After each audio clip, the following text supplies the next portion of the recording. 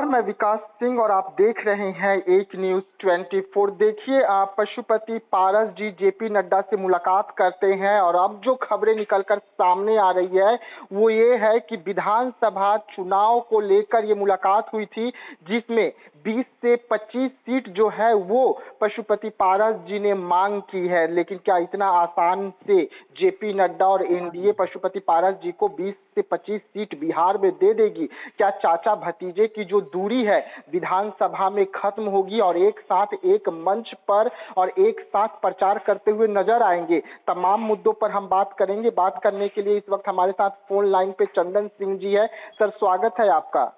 पशुपति पारस जी और प्रिंस राज का मुलाकात होता है जेपी नड्डा के साथ में, लेकिन अब जो खबरें निकलकर सामने आ रही है वो ये बता रही है कि 20 से 25 सीट का डिमांड हुआ है। क्या इतनी आसानी से सीट मिल जाएगी सर? देखिए, अब कहाँ से ये सब बात आ रही है कि सीट का डिमांड हुआ है।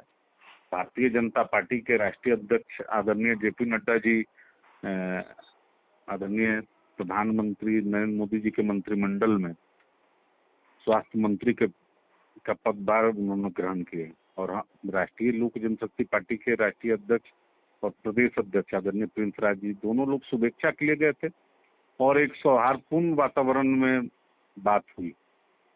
अब सीटों पर बात हुई है अलबत्ता नहीं हुई है, इसकी जानकारी तो कोई नहीं दे सकता है और ना हमारे राष्ट्रीय अध्यक्ष ने सार्वजनिक रूप से कहीं कोई बयान दिया है। विधानसभा में अभी 1 वर्ष बचा हुआ है और अच्छी एक सरकार चल रही है।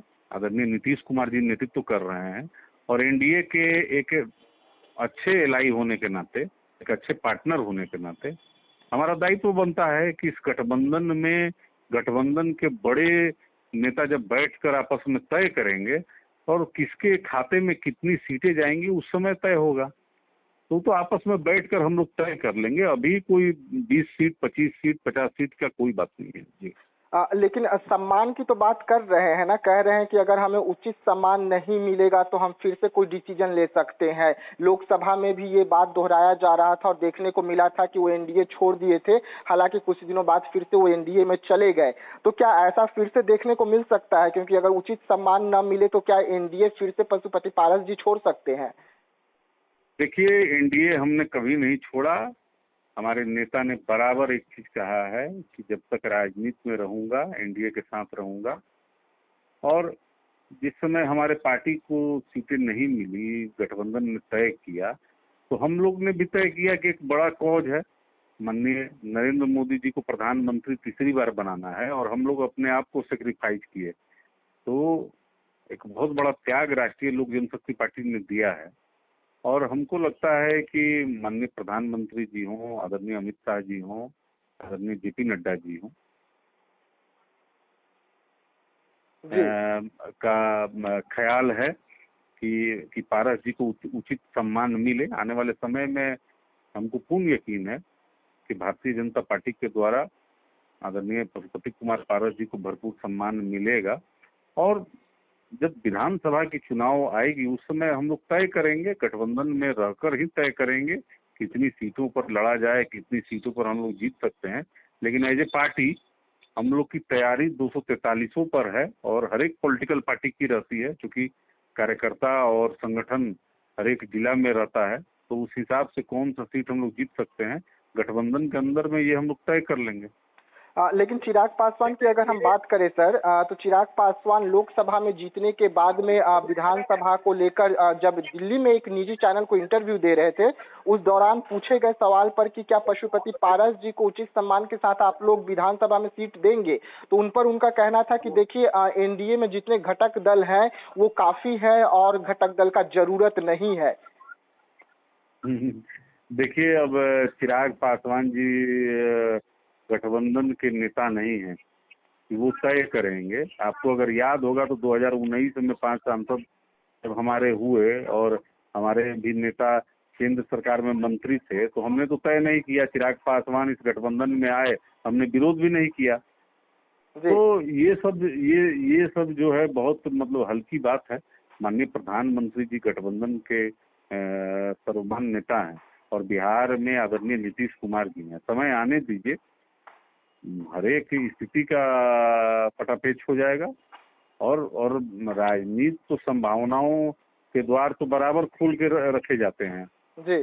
समय आएगा, उस समय जो परिस्थिति होगी, जैसा उसका काम होगा, जैसा कार्यकर्ता चाहेंगे उस तरीके का पार्टी निर्णय लेगी। नहीं तो क्या अभी भी सर ये मान लिया जाए कि बिहार विधानसभा का जब चुनाव देखने को मिलेगा तो एनडीए में कौन सा दल रहेगा कौन सा नहीं रहेगा, इस पर संशय बना हुआ है? नहीं, देखिए, चुनाव जब भी आता है, वो चाहे कोई भी दल हो, इंडिया हो या एनडीए हो, गठबंधन के सहयोगी बराबर गठबंधन बदलते हैं, और ये परंपरा बहुत पहले से चली आ रही है, कोई नई नहीं है।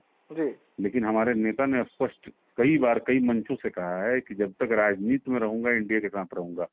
और आप देखे होंगे कि जिस समय हम लोग को सीटें नहीं मिली लोकसभा की, हमारे नेता ने मंत्रिमंडल से इस्तीफा दिया, ना कि एनडीए छोड़ा। जी। तो हम लोग हैं, माननीय प्रधानमंत्री जी पर हमको पूर्ण यकीन है कि हमारे साथ न्याय होगा। अभी तो बहुत समय है। देखिए, बहुत समय भले चुनाव में है, लेकिन अगर लोकसभा वाला स्थिति विधानसभा में भी बनती है और आप लोगों को अगर सीट नहीं मिलता है तो क्या फिर भी आप लोग एनडीए के साथ रहेंगे? पशुपति पारस जी एनडीए के साथ रहेंगे? देखिए, राजनीति में अगर मगर किंतु परंतु लेकिन का कोई स्थान नहीं होता है। कोई भविष्यवक्ता नहीं है। एक बड़े कॉज के लिए माननीय प्रधानमंत्री जी को हम लोग को तीसरी बार बनाना था, तो सेक्रीफाइस पार्टी ने किया। लेकिन विधानसभा एक अलग परिदृश्य हो जाता है, लोकल मुद्दे रहते हैं, लोकल लीडरशिप रहता है, और एक पार्टी जो जो 2000 में स्थापित हुई थी, आज 24 साल उस पार्टी को हो गए, 2 धड़ा उससे निकला, और दोनों अपने आप में काम कर रहा है। तो आने वाले समय में आप देखिएगा, पार्टी जो कार्यकर्ता जो तय करेंगे ना, वो पार्टी निर्णय लेगी। जी।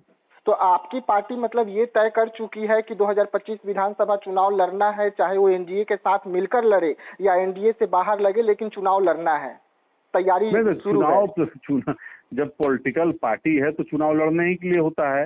ये तो अपवाद है, ये तो 24 साल में एक ऐसा अपवाद है, 2024 का चुनाव ऐसा एक अपवाद है जहाँ की हमारी पार्टी ने चुनाव नहीं लड़ा। नहीं तो इससे पहले तो हर एक विधानसभा में भी चुनाव, लोकसभा में भी हर चुनाव में हम लोग ने फाइट किया है।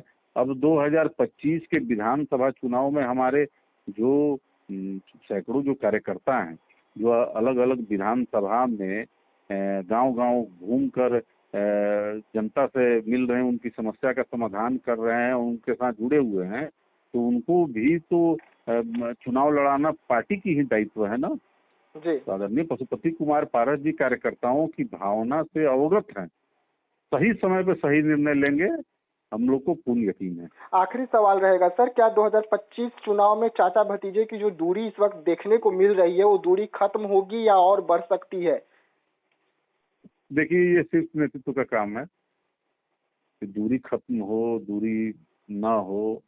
वैसे आदरणीय पशुपति कुमार पारस जी बराबर चिराग पासवान को पुत्र समान ही समझे हैं। जब भी वो आशीर्वाद मांगे हैं, ये आगे बढ़कर दिए हैं।